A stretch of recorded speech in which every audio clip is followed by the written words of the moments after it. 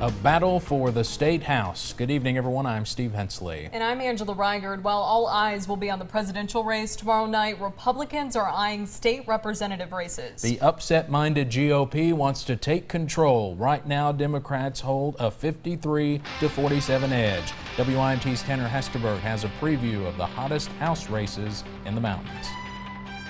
If Republicans want to take over the Kentucky House of Representatives for the first time in more than 90 years, they need to flip 4 seats currently held by Democrats. They see an opportunity in the 94th District, where Democrat Leslie Combs chose not to run for a 6th term. The 2 candidates vying to succeed Combs are Republican Frankie Justice, a former Pikeville mayor and city commissioner, and Democrat Angie Hatton, an attorney from Whitesburg. I'm a candidate that's used to diversifying and building jobs. We diversified this economy here. We've been growing during a downturn in the market.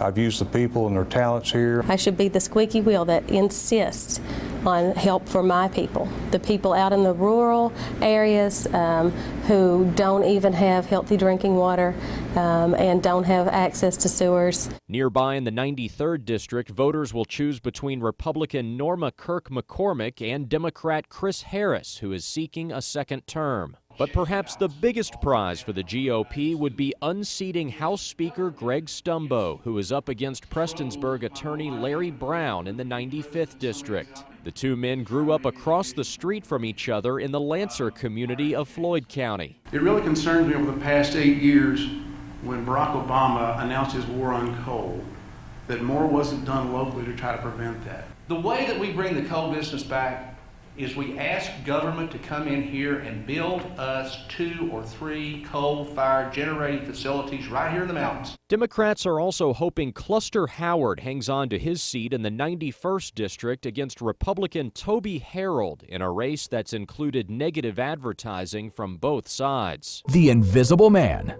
His name, Toby Harold. Who does Cluster Howard work for?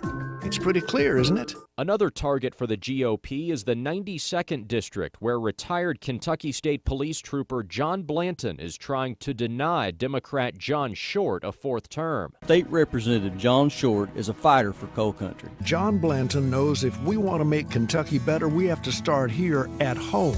In the 97th District, Republicans are running William Scott Wells against longtime Representative Hubert Collins, who has served since 1991. The GOP is also trying to pick off the 84th District seat currently held by Democrat Fitz Steele.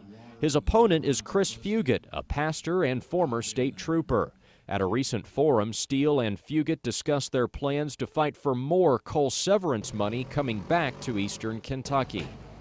We've built this state on the backs of these coal miners that can't get up and down, that are dead, the ones that can barely get around right now. You daggone right, I want it all. But I believe that the coal-producing counties, that we ought to get our fair share, or maybe more than our fair share, because the coal-producing counties are the very counties that are suffering the most.